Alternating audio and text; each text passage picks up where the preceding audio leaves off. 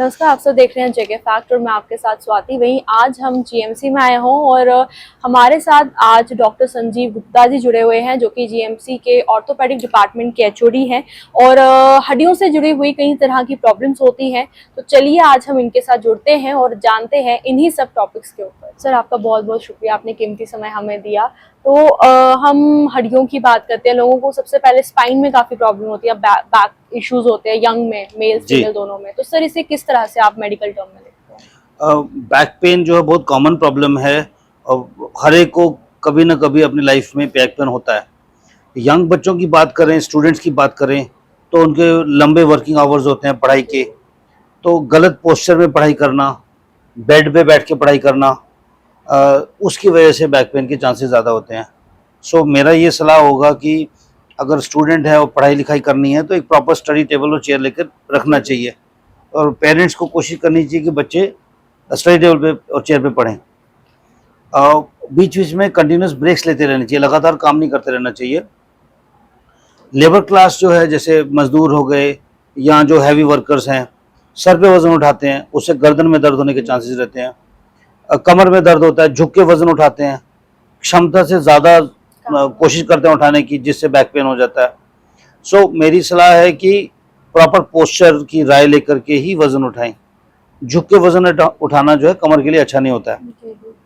वैसे ही कमर दर्द जो बुजुर्ग लोगों में भी, ज़्यादातर लोगों में जो कमर दर्द का कारण है गलत पोस्चर और गलत काम का तरीका। हाउसवाइफ्स झाड़ू पोछा लगाते हैं, झुक के लगाते हैं, फिर कमर दर्द के शिकार होती हैं। सो एक प्रॉपर बैक का केयर और पोस्चर का एडवाइस बहुत ज़रूरी है।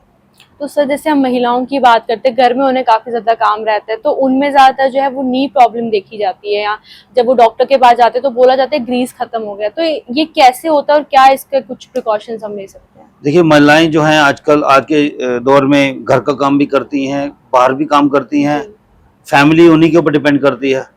नतीजन वो अपने आप को ज़रूरत से ज़्यादा एक्सर्ट करते हैं। स्टेयर्स चढ़नी है, उठक बैठक करना है, उसमें घुटनों पे लोड ज़्यादा पड़ता है।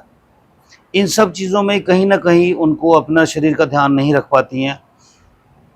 ओवरवेट भी होने के चांसेस रहते हैं। दूसरा, डाइट का ध्यान नहीं रखते हैं। तो इस सब चीज़ों की वजह से विद एज घुटनों पे जैसे लोड पड़ेगा और गलत तरीके से कामकाज करेंगे, जैसे ओवर वर्क करेंगे, तो घुटनों में जो है कार्टिलेज में डैमेज होने का चांसेस रहता है। सो अच्छा खान पीन बहुत ज़रूरी है। अच्छा खान पीन से मतलब है प्रोटीन रिच डाइट लेनी चाहिए, फैटी फूड्स अवॉइड करने चाहिए, जंक फूड्स अवॉइड करने चाहिए, और एक हेल्दी लाइफस्टाइल के लिए कुछ अपने लिए समय निकाल के, जैसे वॉक हो गया, एक्सरसाइज करने के लिए कुछ टाइम निकालना चाहिए। तो सर, अभी आपने जिक्र बड़ा अच्छा किया वॉक करने का। तो लोग जो है वो एक एक डेढ़ घंटा जो है वॉक करते हैं, तो इसका सही समय क्या है कि हमें कितने मिनट्स जो है वो एज के हिसाब से वॉक अपनी रखनी चाहिए? अब वॉक का कोई भी सही समय नहीं है, जब हमें टाइम मिले अपने सुविधा के अनुसार हमें करना चाहिए। इससे ये है कि बॉडी के जो अपने मसल्स टोन्ड अप रहते हैं, ओवरवेट की जो प्रॉब्लम है वो नहीं रहती है, और बाकी मेडिकल बेनिफिट्स भी हैं, पाचन शक्ति अच्छी होती है, और एक अपने आप में फील गुड फैक्टर आता है। जब हम वॉक करते हैं, जिस दिन अगर 2-4 दिन लगातार वॉक करेंगे तो अपने आप में अच्छा लगता है कि हमने बहुत कुछ किया है। सो अर्ली मॉर्निंग आवर्स या इवनिंग आवर्स इज गुड। एक राय है कि समतल सरफेस पे करना चाहिए, बड़ा उबड़ खाबड़ जगह नहीं होनी चाहिए। फ्लैट सरफेस पे वॉक करना सेहत के लिए अच्छा है।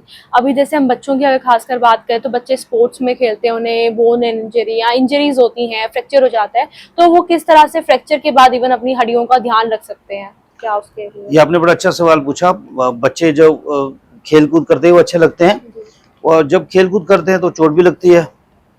उसमें एक ये मैं राय दूंगा कि जब भी चोट लगे, गर्म बोतल की सेक नहीं करना है, ऑलवेज आइस पैक्स करना है। तो जब भी सॉफ्ट टिश्यू इंजरी होती है, हम बोलते हैं राइस थेरेपी, रेस्ट देना है उस जगह को, बर्फ का सेक करना है, कंप्रेशन की ड्रेसिंग देनी है, और लेग को एलिवेट करके रखना है। और अपनी डाइट, अगेन विटामिन डी की डेफिशिएंसी बहुत कम होती है बच्चों में, तो डाइट पे ध्यान रखना है और जंक फूड्स को अवॉइड करना है। बिल्कुल सही कहा आपने। और अब अगर हम बुजुर्ग लोगों की बात करें जी, तो उनमें हड्डियों को लेकर बहुत समस्या रहती है। तो आमतौर पर आप यहाँ पे कितने ऐसे लोगों को देखते हैं, बुजुर्गों को, जिन्हें बहुत कॉमन डिजीज रहती है, बहुत कॉमन प्रॉब्लम रहती है? बुजुर्ग लोग बेशक उम्र में बुजुर्ग रखते हैं, पर मानसिक तौर से वो अपने आप को फिर भी जवान समझते हैं। और हर एक इंसान की कोशिश होती है कि हम काम खुद करें, और ख़ास करके हम बुज़ुर्ग लोगों में देखते हैं कि अपने बच्चों के ऊपर निर्भर नहीं रहना चाहते हैं, कुछ भी काम है खुद ही करना चाहते हैं। सो ये अच्छी बात भी है कि अपना काम खुद ही किया जाए तो अच्छा रहता है, बट विद एज बॉडी में चेंजेस आती हैं जो हमें एक्सेप्ट करनी पड़ेंगी। जैसे अर्थराइटिस हो जाता है, घुटने घिस जाते हैं, कमर की हड्डियाँ घिस जाती हैं, गर्दन की हड्डियाँ घिस जाती हैं, पर हम काम वैसे ही करना चाहते हैं जो हम पहले करते थे। इस मिसमैच की वजह से जो है ओवरवर्क करने से या ज़रूरत से ज़्यादा लोड लेने से बैक पेन्स या जनरलाइज पेन्स रहते हैं।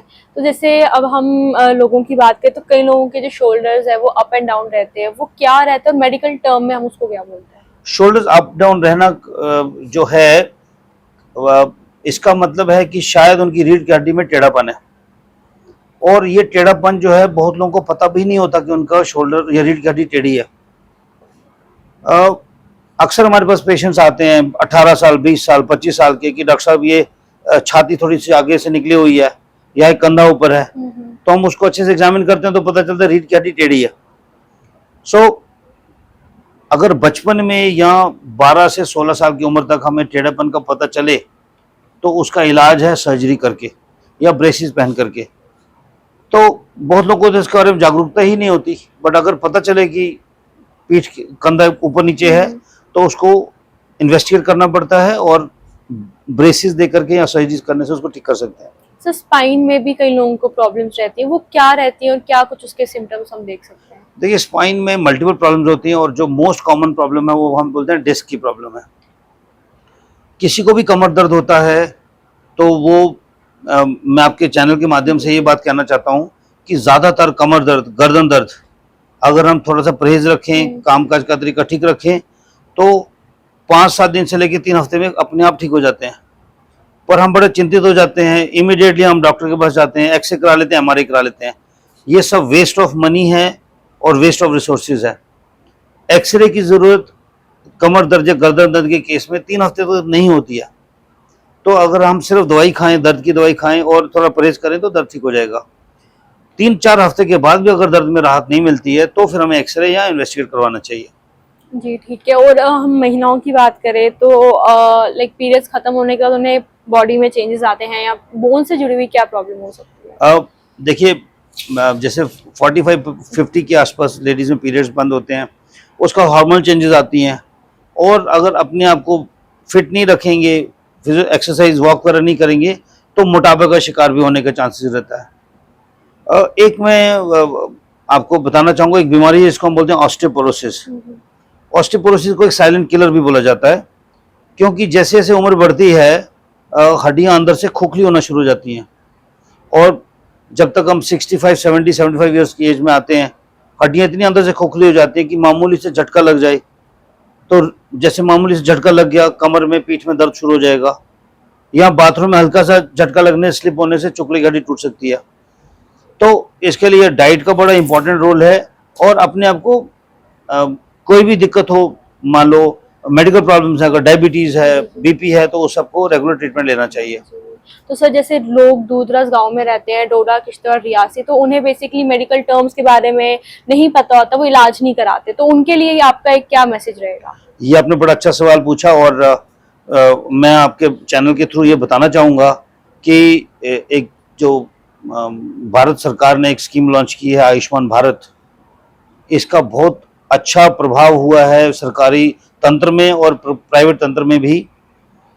कोई भी मरीज़ हमारे पास हड्डी की प्रॉब्लम के साथ जब आता है, हम उसको आयुष्मान कार्ड पे एडमिट करते हैं और उसको मुफ्त इलाज दिया जाता है। हमारे हॉस्पिटल में एमआरआई हो जाए, एक्सरे हो जाए, मुश्किल से मुश्किल सर्जरी जो है हम यहाँ पर मुफ्त करते हैं। अब सर्जरी की बात की जाए तो पिछले 4-5 सालों में हमने लगभग 8 से 10 हज़ार सर्जरीज कर दी आयुष्मान भारत में, टोटली फ्री ऑफ कॉस्ट, जिसमें कि हम हिप रिप्लेसमेंट भी कर रहे हैं, नी रिप्लेसमेंट भी कर रहे हैं। ये सर्जरीज जो हैं प्राइवेट हॉस्पिटल्स में 2-2, 5-5 लाख खर्च होती हैं, तो यहाँ पर मुफ्त इलाज होता है। और बहुत लोग हमारे पास इसलिए नहीं आते हैं कि उनको लगता है कि शायद जम्मू पहुँचेंगे, अस्पताल जाएंगे, पता नहीं कितना खर्चा हो जाएगा। अगर आपके पास आयुष्मान कार्ड हो तो अस्पताल में कोई खर्चा नहीं होगा, मुफ्त इलाज होगा। जी, तो सर हमारा ऑडियंस के लिए कोई आपका एक मैसेज है?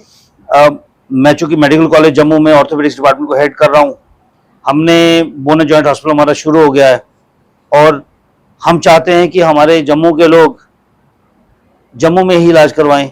हमारे पास हर तरह की सुविधा उपलब्ध है। आयुष्मान भारत में हम सब सर्जरीज कर रहे हैं, कोई भी सर्जरी ऐसी नहीं है जो हमारे हॉस्पिटल में नहीं हो रही है। तो मैं आपके चैनल के थ्रू ये कहना चाहूँगा कि हमें सेवा का मौका दें और जम्मू से बाहर इलाज कराने की जाने की ज़रूरत नहीं है। सर आपका बहुत बहुत शुक्रिया, आपने अपना कीमती धन्यवाद। समय दिया और आप लोगों ने भी सुना कि कितना बेहतरीन और सही तरीके से इन्होंने जो है बिल्कुल हर कोई चीज़ जो है बारीकी से बताई। तो अगर आप लोग भी कहीं दूर दराज इलाकों में रहते हैं और आपके पास वहाँ पर मेडिकल फैसिलिटी नहीं है तो आप जम्मू के जीएमसी आ सकते हैं, जहाँ पर आयुष्मान भारत कार्ड के जरिए जो है आपका फ्री ऑफ कॉस्ट ट्रीटमेंट हो सकता है।